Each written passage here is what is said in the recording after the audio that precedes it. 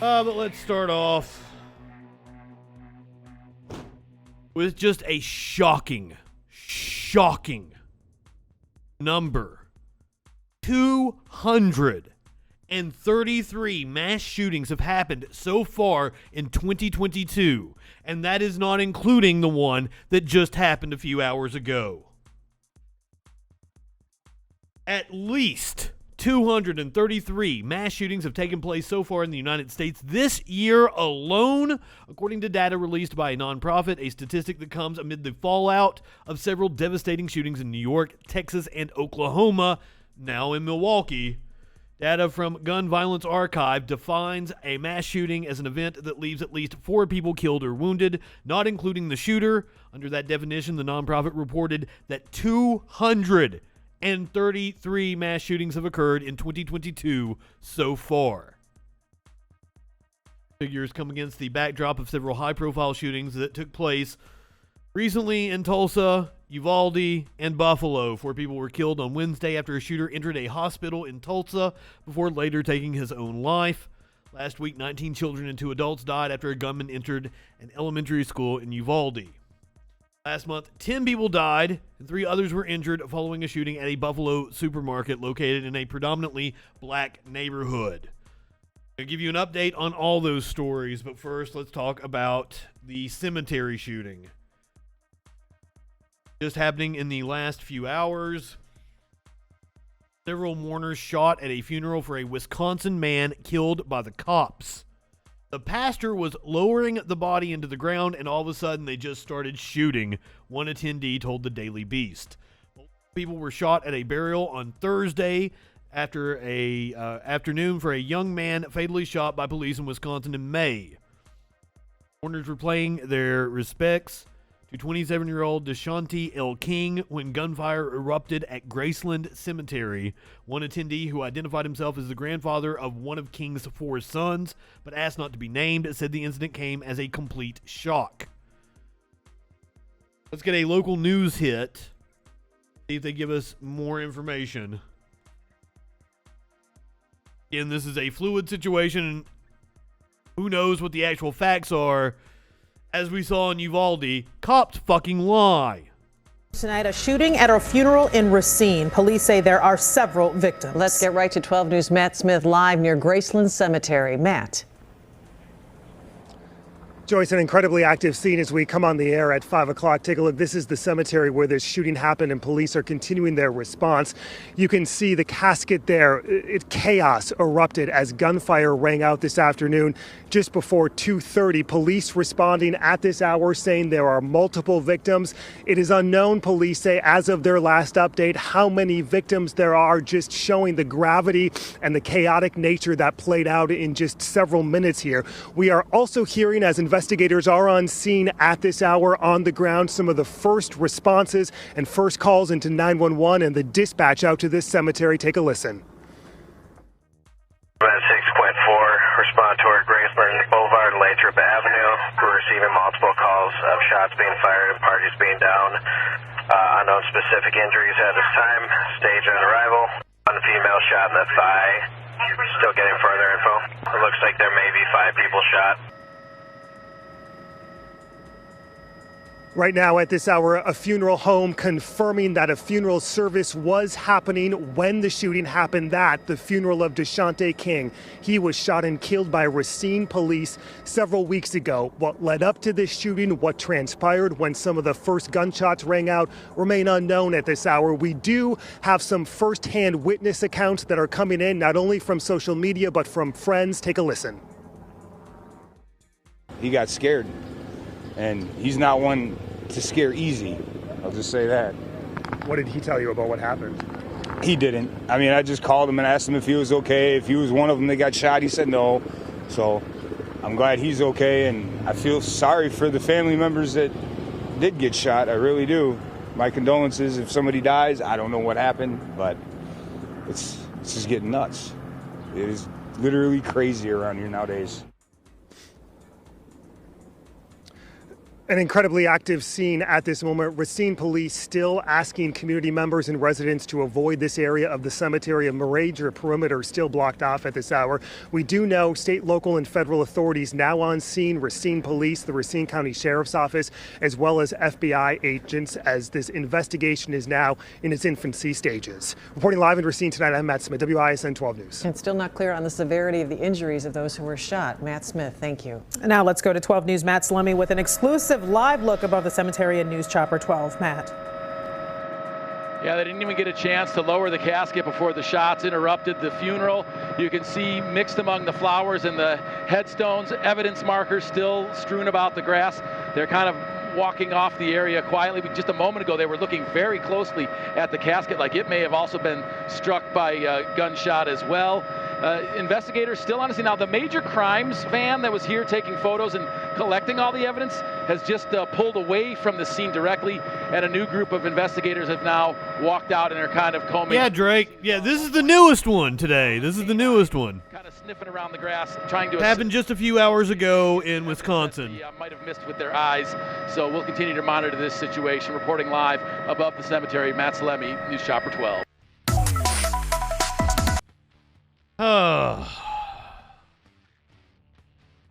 Yeah, it's going to be hard to keep all of these shootings we're getting ready to talk about straight. Let's move to Oklahoma.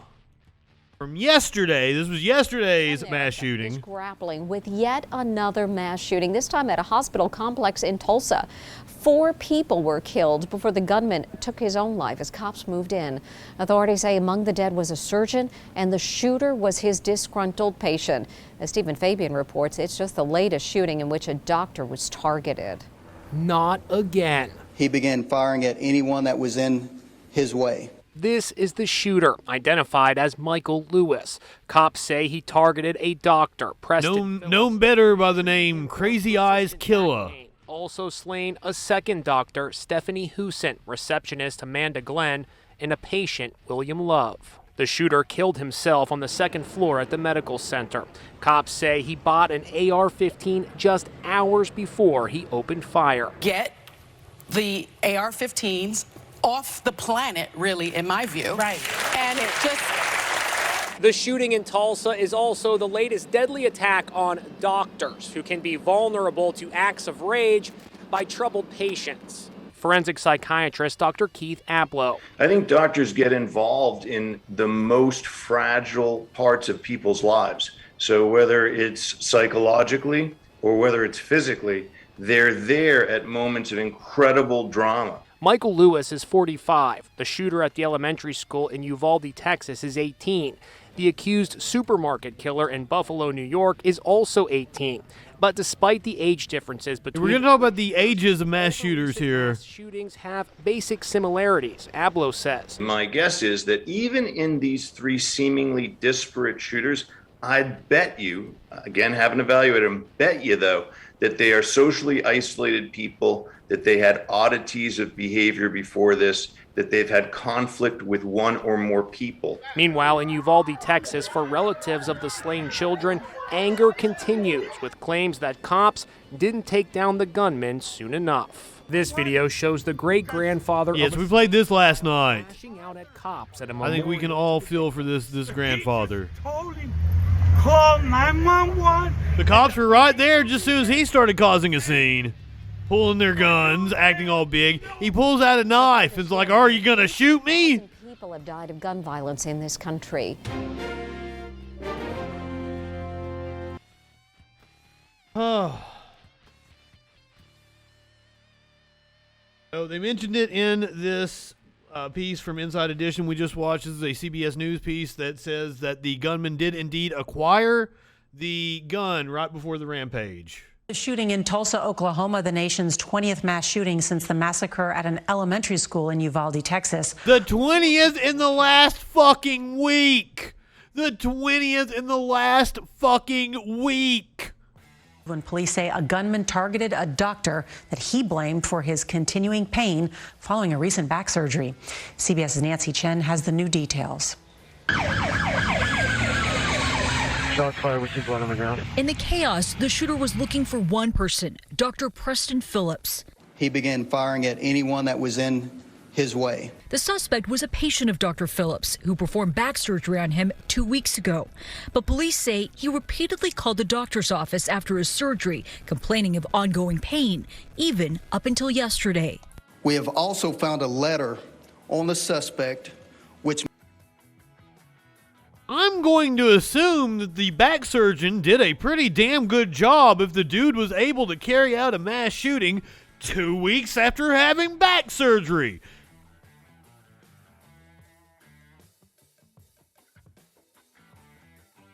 But once again, this is the capitalist society. Doctors are incentivized to make sure that they see you for as little amount of time as possible. I'm sure his questions didn't get answered. I'm not making excuses for the dude. This is once again just capitalism compounding these situations.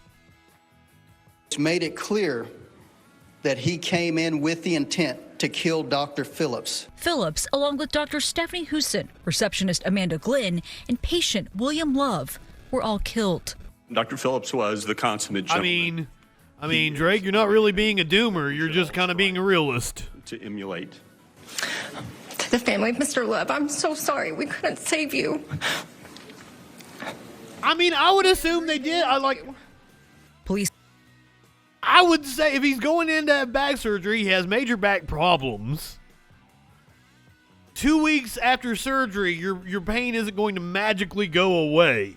And I would assume that they did indeed prescribe him something. Might have not been Oxy, but he definitely got some Loratabs or something.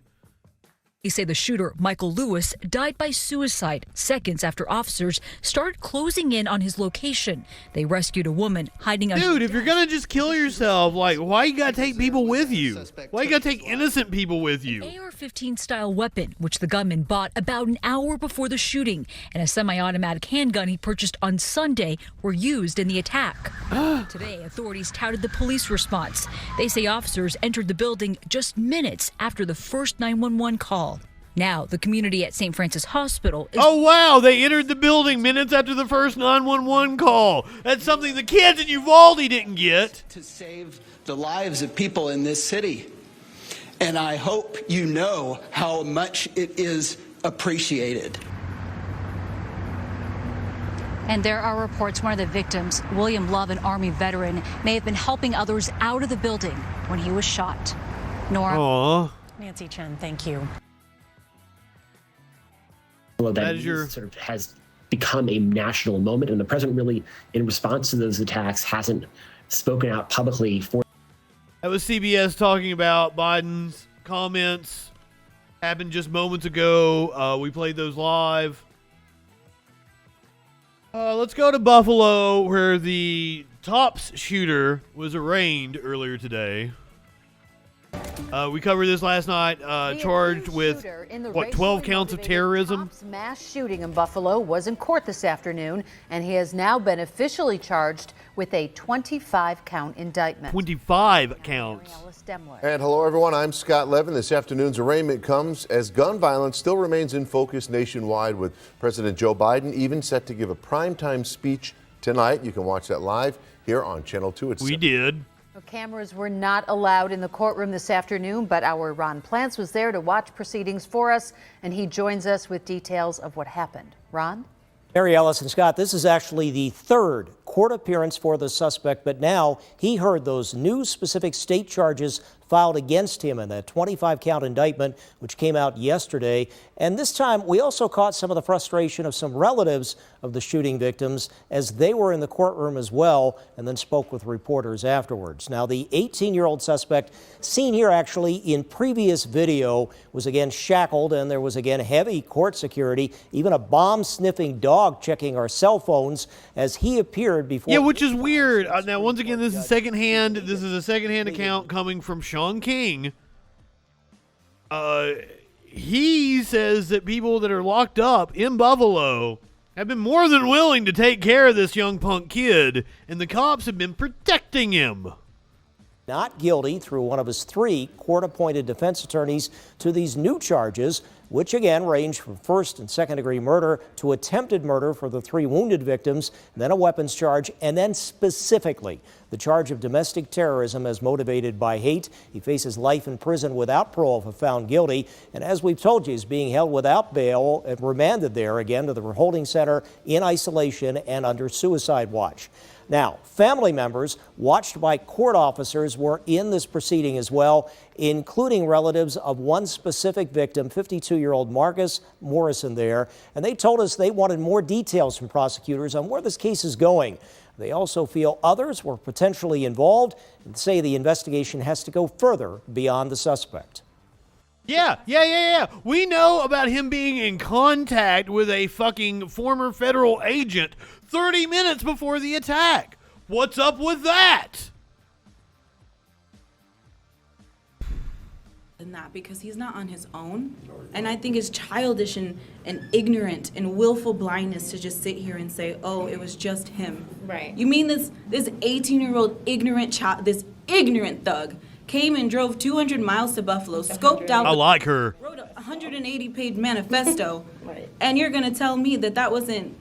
There's more to that. He didn't do that on his own. There's no way he did that on his own. Absolutely. He didn't do it. And is anyone else? He's also wearing a Malcolm X shirt. We will point out that the investigations at the state and federal levels are ongoing, especially with the Buffalo News reporting last week that investigators were looking at individuals invited to be in a chat room with the suspect a short time before the shooting occurred. That according to their published account. And at the federal level, the suspect could face new charges that may even carry a potential death penalty. So we'll see what else emerges. Now, Channel 2's Rob Hackford also attending a press conference with District Attorney John Flynn, and he joins us live from the Erie County Courthouse here. Rob? Yeah, Ron, you mentioned that domestic terrorism motivated by hate charge. It's actually the first time in New York State that a grand jury has indicted an individual on that charge. And the Erie County District Attorney and his prosecutorial team spoke today after the arraignment. The DA said he is a little limited on what he could say, however, commenting for the first time on a gag order that was filed by the defense and the agreement with the judge that he would not discuss any evidence related to this case. Now, the 25-count indictment, however, almost speaks for itself. The DA did say the way the charges. Hold on, let me find the story here, Drake. There was like a federal agent. There was somebody that was involved with federal law enforcement that was in contact with the shooter 30 minutes before he carried out the shooting.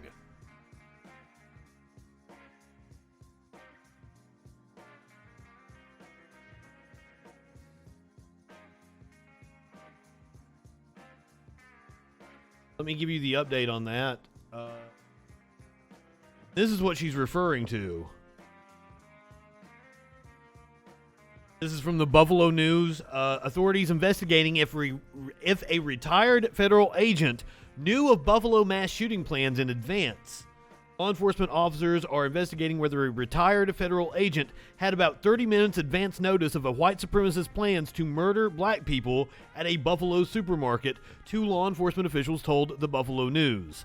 Authorities believe the federal agent, believed to be from Texas, was one of at least 6 individuals who regularly communicated with the accused gunman, Peyton Gendron, in the online chat room where racist hatred was discussed.